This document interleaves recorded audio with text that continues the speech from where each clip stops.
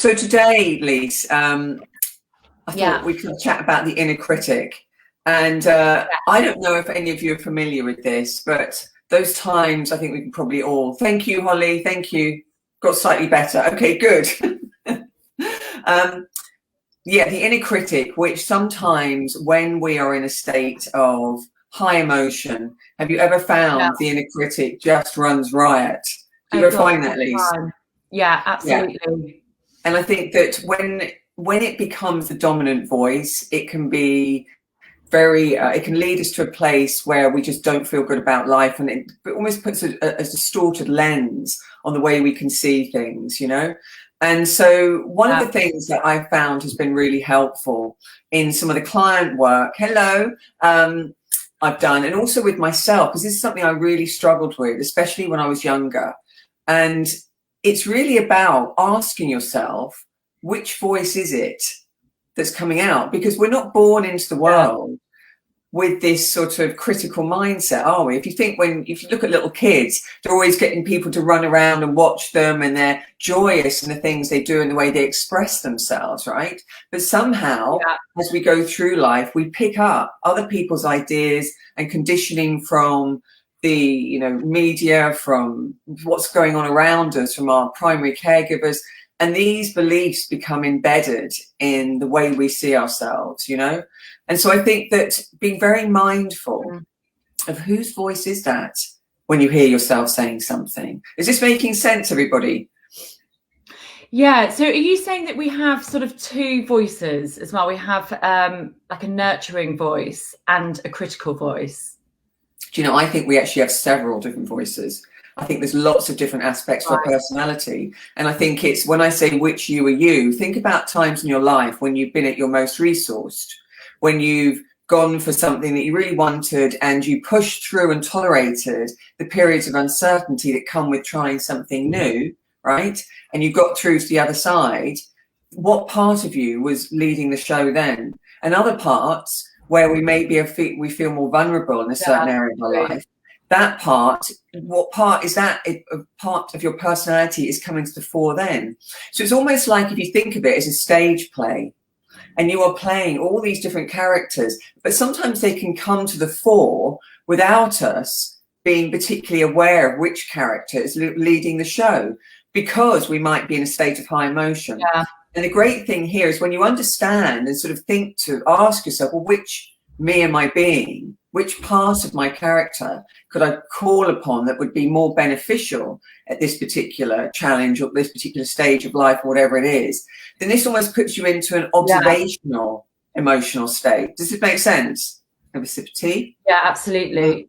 Yeah. And I think what can be great You sort of step is to have back. a bit of fun with it and name the characters that come forward. If I'm feeling particularly critical, I might name that character and almost have a bit of fun, because sometimes humor can be a great pattern interrupter. If you inflate something that you're doing that can be negative with a bit of humor. Sometimes I do this with my kids. If they're exaggerating about something, I'll blow it up and up and up and up, so it becomes ridiculous, Yeah.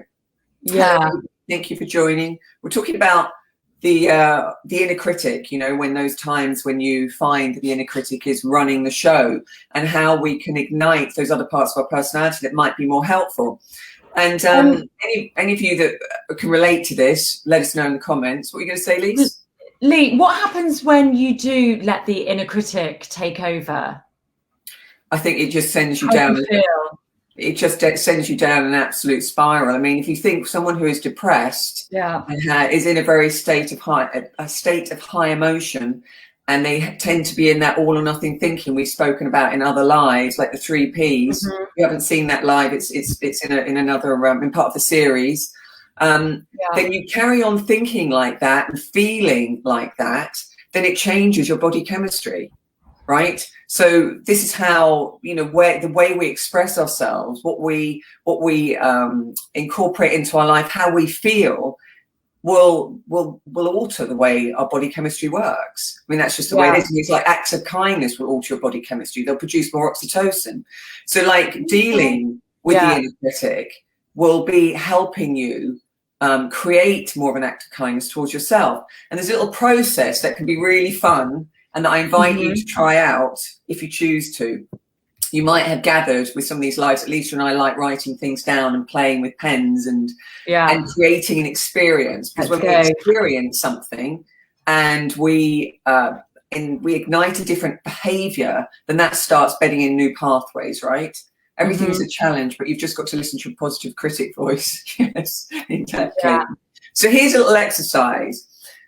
You take 3 pens, right? 3 different colored pens, and you start with the inner critic voice, and you choose any color pen that would represent this inner critic voice, and you write down whatever it is you would normally say to yourself if you're feeling particularly critical, or if you're going through a stage where it's barking on in your head. Start writing it down. This is the voice of the inner critic, right? And write down what it says. Then, as you've had that little bit of dialogue with that, let it speak to the part of you that feels hurt by it.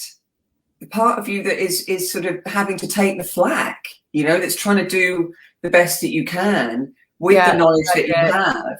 And how does that part of you feel?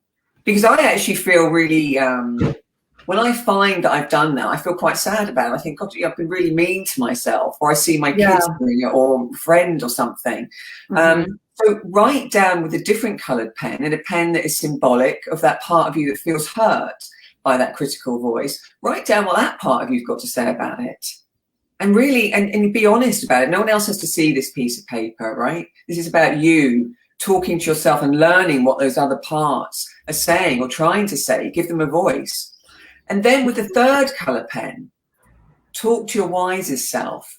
That part that suddenly, when you're quiet, can come to the fore, Lise? Don't know if you've ever had a really difficult decision to make and suddenly you get quiet and that voice just comes to the surface. Yes. That wisest part that can really be the one that is going to be the voice of reason, the voice of compassion, of self-compassion, the voice that if you felt very protective over maybe your child or someone in your life, that voice that would go to protect them, right? Because sometimes we can't... Sorry, can that voice also be like a caring friend? So you imagine what your caring friend would say.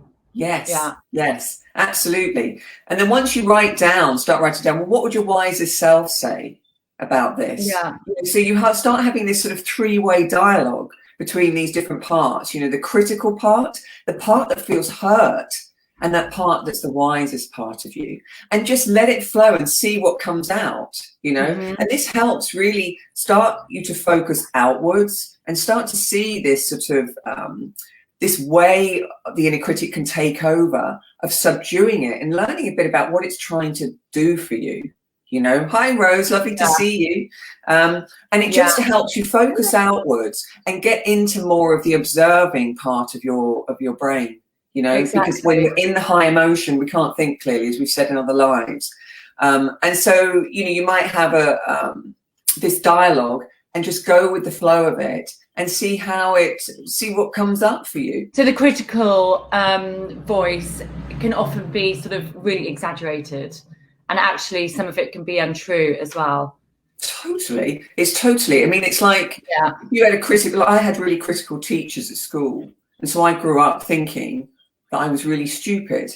And so I wouldn't speak up. Yeah. Or I wouldn't go for things that I wanted. So I would work very creatively. And then when it came to retrain, I kind of thought to myself, how can I possibly learn all that academic stuff? But then as I learned to sort of soothe that part of myself and learn to tolerate the uncertainty of not knowing how things were going to turn out, so seeking less security, then I was able to sort of push through, if that makes sense. I was saying yesterday, Lisa, if you've got the foundations down, then everything else tends to run more smoothly. But thank you so much for your time, everybody, and we'll be back tomorrow on Lisa's page with some more morning tea with Lisa and Lee.